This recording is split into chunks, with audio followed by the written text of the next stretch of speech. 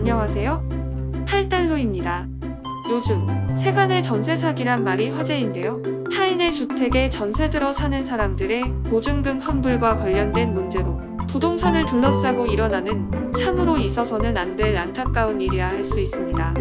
어렵게 모은 피 같은 전세 보증금은 계약이 종료되면 반드시 세입자가 다시 반환받아야 할 돈임에도 불구하고 즉시 반환을 못 받고 무한정 반환이 지체되거나 심지어는 떼이기도 하는 보증금 사고가 요즘 자주 일어나고 있습니다. 그래서 오늘은 매매와 전세 등 부동산 거래 시 안전한 거래를 하기 위해 우리가 반드시 확인해야 하는 등기부 확인 사항에 대해 말씀드려 볼까 합니다.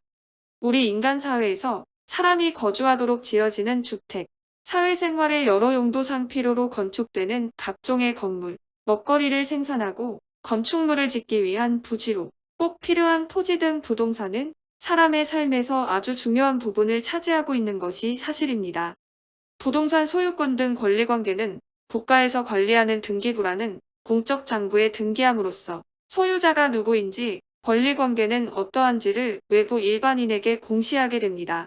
다시 말해 특정 부동산이 어떠한 규모의 부동산이며 소유권은 누구에게 있는지 또 그 소유권을 제한하는 등기는 있는지를 비롯하여 부동산을 타인에게 임대해 준 것이 있는지 담보로 잡힌 것은 또 없는지의 여부 등 부동산에 관련된 모든 법적 권리관계는 당해 부동산 등기부를 봄으로써 비로소 확인할 수 있게 됩니다. 국가에서 부동산의 권리관계를 공적 장부인 등기부에 등재하여 공시하는 이유가 부동산 권리관계를 일반에 공개하여 안전한 거래를 원활하게 할 수 있도록 하자는 데에 목적이 있다는 것을 상기한다면 부동산 거래 시 등기부를 확인하는 것은 안전한 거래를 위해서는 선택이 아닌 필수적인 것으로 아주 중요하다 할 것입니다. 만일 우리가 등기부에 대한 여러 확인을 하나라도 소홀히 하는 순간 피땀 흘려 모은 나의 귀중한 전 재산이 몽땅 날아가는 경우도 발생될 수 있다는 것을 생각하면 등기부 등기사항에 대한 확인의 중요성은 아무리 강조해도 절대 부족하지 않을 것입니다.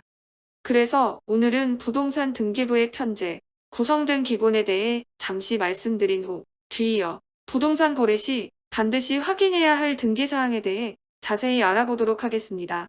부동산 등기사무는 법원 소속의 등기소에서 관장하는데요. 앞에서 말씀드린 것처럼 부동산 등기 제도는 거래를 함에 있어 일반인이 안심하고 부동산 거래를 할 수 있도록 하는 안전거래 확보에 제도의 목적이 있습니다. 부동산 등기부의 종류에는 토지등기부와 건물등기부가 있으며 그 외에도 상업등기, 법인등기 등이 있고 그것들에 대한 등기도 등기소에서 관장 처리합니다. 편제된 등기부는 영구히 보존되며 전쟁, 천재지변 등 특별한 경우를 제외하고는 외부로 절대 반출될 수 없습니다. 등기부는 한 필의 토지, 한 개의 건물에 각각 한 개의 등기 기록을 하게 되는데 아파트 등 집합건물에서는 독립된 각각의 전유세대별로 각각 한 개의 등기 기록을 하게 됩니다. 등기할 수 있는 권리로는 도표에서 보시는 것처럼 소유권을 비롯한 8개 항목이며 각각의 권리에 대한 최초의 권리 보존을 시작으로 해 그 이후에 이전, 설정, 변경, 처분의 제한 또는 소멸 등 권리관계의 변동을 등기하게 됩니다. 그렇게 등기된 등기부는 일반인 누구라도 수수료를 납부하고 열람 또는 등본 발급을 청구할 수 있으므로 부동산 거래 시 이해관계자는 등기부를 발급받아 등기사항을 확인해 안전한 부동산 거래에 활용할 수 있게 됩니다.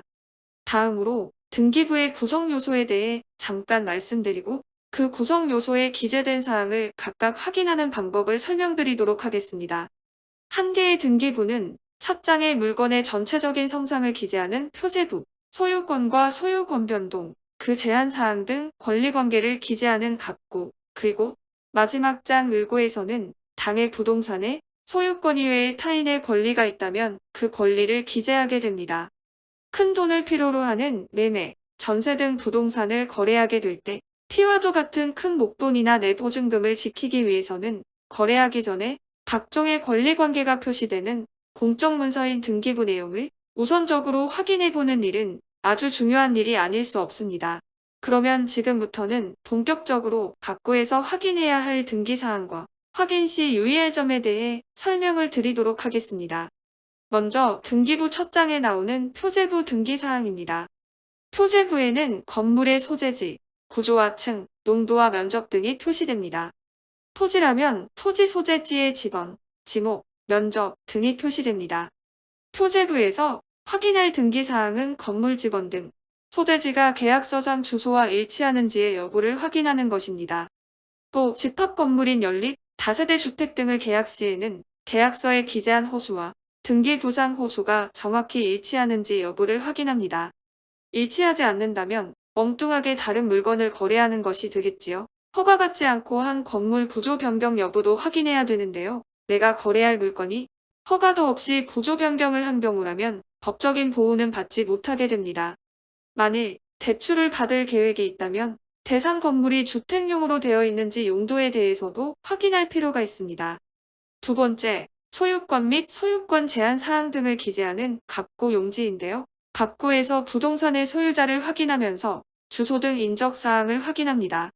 여기서 한 가지, 토지와 건물 등기부가 따로따로인 단독주택 거래라면 토지와 건물 각각의 등기부에서 소유자가 동일인인지 여부도 확인해 봐야 합니다.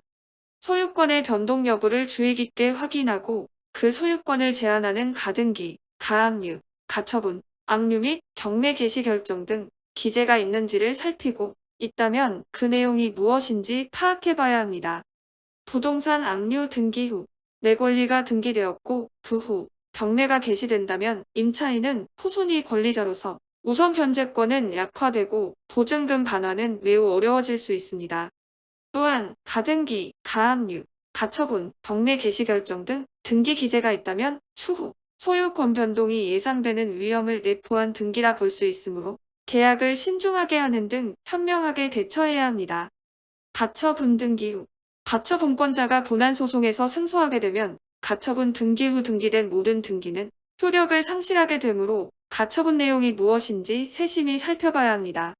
가등기 역시 가등기의 순위 보전 효과로 가등기권자가 본등기를 하게 되면 가등기 후의 임대차 관계에서 임차인은 대항력을 주장하지 못하게 됩니다.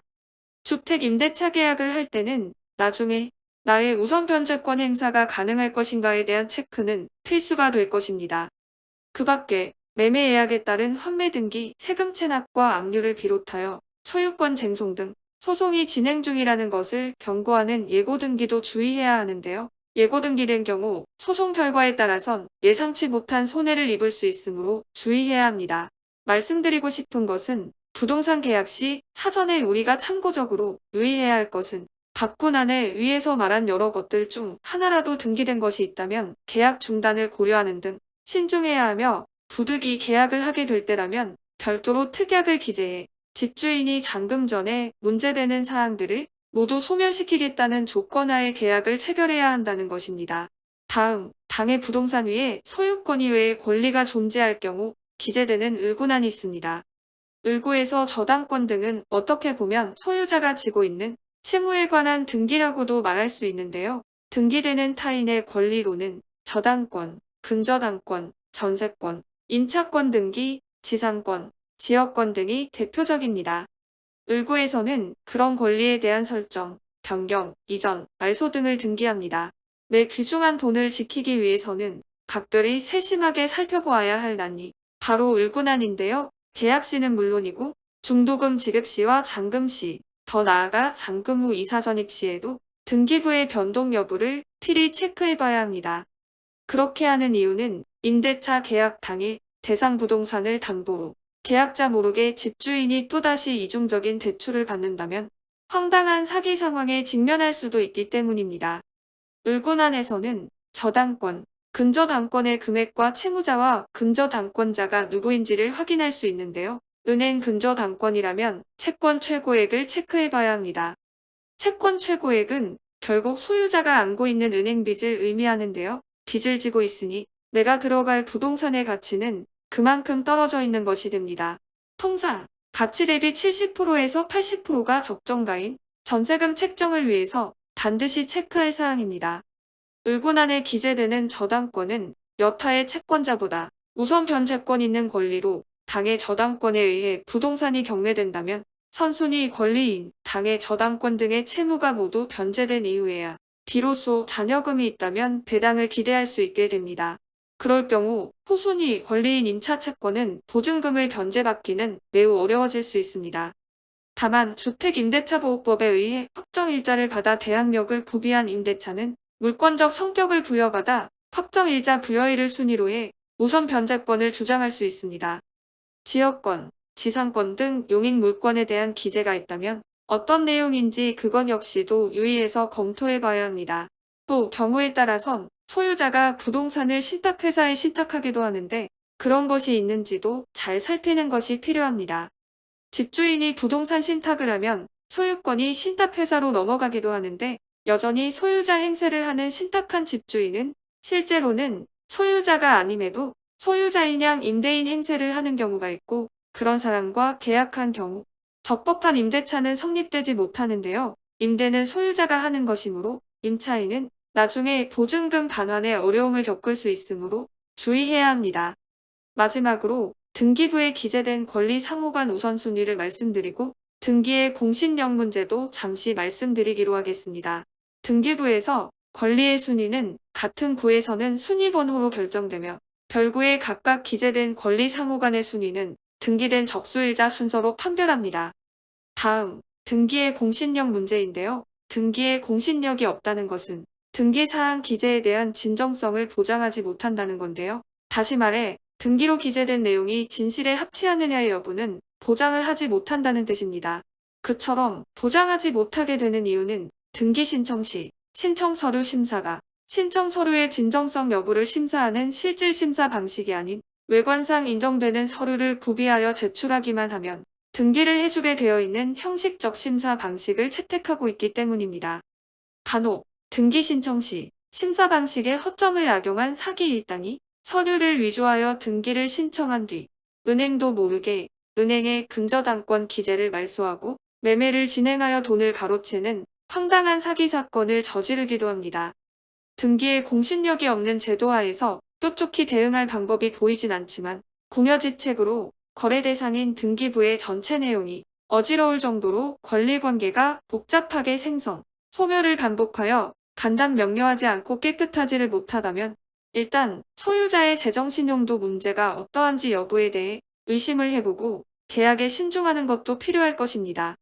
즉, 여러 등기사항들이 너무 혼란스럽고 복잡하다면 시쳇말로 등기부가 지저분하다면 문제 부동산이 될 소지도 있으므로 처음부터 그런 부동산에 대해서는 관심을 멀리하는 것도 한 방법이 될 수 있다는 것을 말씀드립니다.